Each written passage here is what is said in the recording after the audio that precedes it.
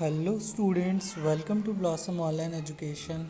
Okay, in today's lecture we are going to start chapter 14 of mathematics for class 9th. The chapter name is statistics. Okay, so let us start the definition of statistics. So statistics method means क्या होता है, मैं आपको definition read करके फिर समझा देता हूँ. It is the study of the collection, analysis, presentation and organisation of data.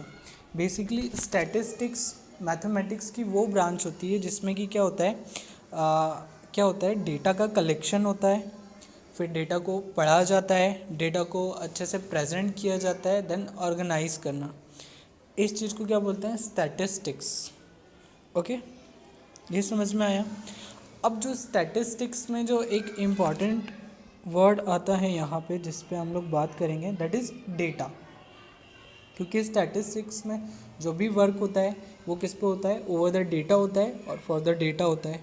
ठीक है, तो हम लोग बात करते हैं हम डेटा की. स्टैटिस्टिक्स क्लियर हो गया.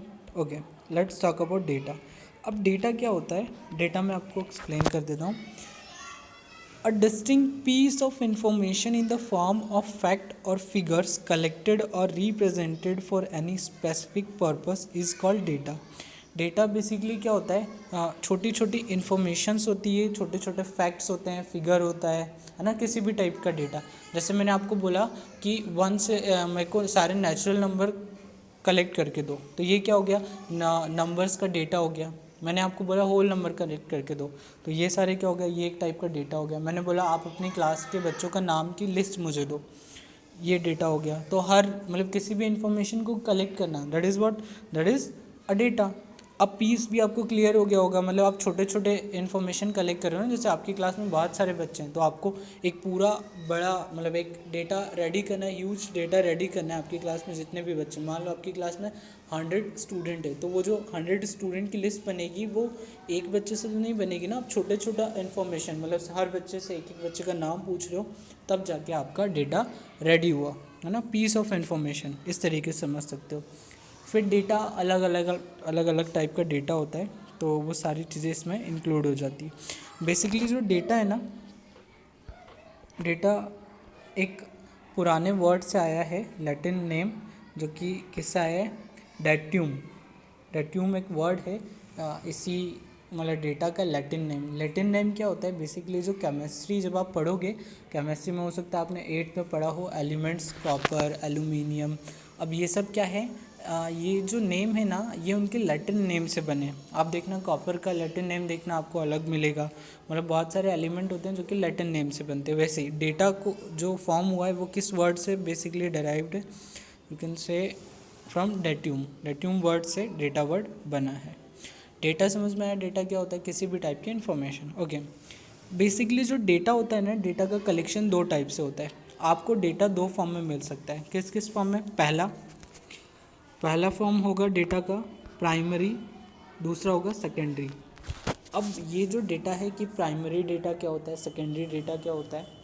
देखो, प्राइमरी डेटा क्या मतलब, जो डेटा आप ले रहे हो वो पहले किसी ने भी कलेक्ट नहीं किया, वो आप ही कलेक्ट कर रहे हो.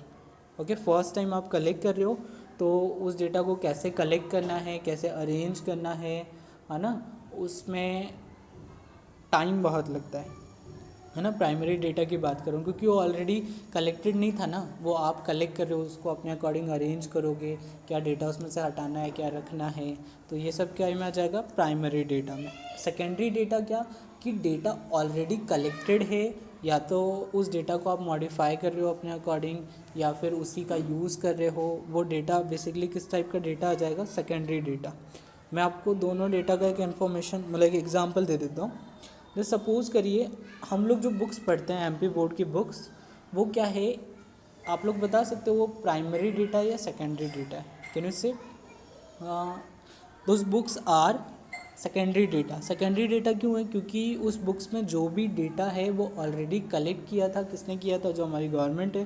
गवर्नमेंट में जो एजुकेशन सेक्टर पे जो गवर्नमेंट वर्क करती है, उस गवर्नमेंट ने वो डेटा सारा कलेक्ट किया है, उसे एक जगह बुक में पेस्ट करा दिया, प्रिंट करा दिया, और और फाइनली बुक आपको मिल गई। तो हम लोग जो बुक्स पढ़ते हैं वो कैसा एग्जाम्पल है, वो है सेकेंडरी डेटा। अब जो गवर्नमेंट ने जो डेटा कलेक्ट किया होगा वो गवर्नमेंट के लिए क्या होगा, प्राइमरी डेटा। हम जो डेटा पढ़ते हैं वो हमें गवर्नमेंट से मिलता है, तो हमारे लिए वो क्या हो गया, सेकेंडरी।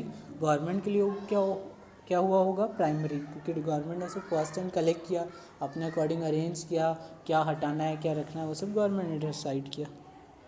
तो ये होता है प्राइमरी डेटा, सेकेंडरी डेटा। ये क्लियर हो गया। अब प्राइमरी डेटा की इन्फॉर्मेशन पढ़ के मैं आपको बता देता हूँ। Data collected from any first hand experience for an explicit use और purpose is known as primary data. Secondary data क्या होता है, data collected by any third party for a different purpose other than the, यहाँ पे एक word है वो दिख नहीं रहा है, other than the, 2 second, let me zoom it, understand the word. चलो ठीक है, मैं आपको बता दूंगा बाद में। बेसिकली सेकेंडरी डेटा आपको समझ में आ गया होगा, है ना, कि वो डेटा जो कि थर्ड पार्टी से कलेक्ट होता है वो सेकेंडरी डेटा होता है। ओके, सो आज के लेक्चर में तो इतना ही था। हम लोगों ने आज के लेक्चर में क्या क्या देखा, हमने देखा स्टैटिस्टिक्स क्या होता है, देन हम लोगों ने देखा स्टैटिस्टिक्स के अंदर जो डेटा कलेक्ट किया जाता है वो क्या होता है, डेटा क्या होता है, डेटा की कलेक्शन क्या होता है, डेटा की कलेक्शन के कितने टाइप होते हैं, 2 टाइप होते हैं, कौन से, प्राइमरी डेटा, सेकेंडरी डेटा, दोनों क्या होता है वो भी हमने देख लिया। आज के लेक्चर में इतना ही था, अगली क्लास में मिलते हैं। तब तक के लिए होमवर्क क्या है आपका, ये जो मैंने आपको थ्योरी बताई है उसको अच्छे से माइंड में सेट कर लेना, मीन्स रिवाइज़ कर लेना। उसके अलावा जो आपकी पहली एक्सरसाइज है 14.1 उसमें 2 क्वेश्चन दिए थे मैंने, अगर आप लोगों ने कर लिए हो तो अच्छी बात है, और नहीं किए हो तो उन्हें फिर से कर लेना है। ओके, उसका थ्योरी पढ़ लेना। ठीक है बच्चों, मिलते हैं अगली क्लास में, बाय बाय।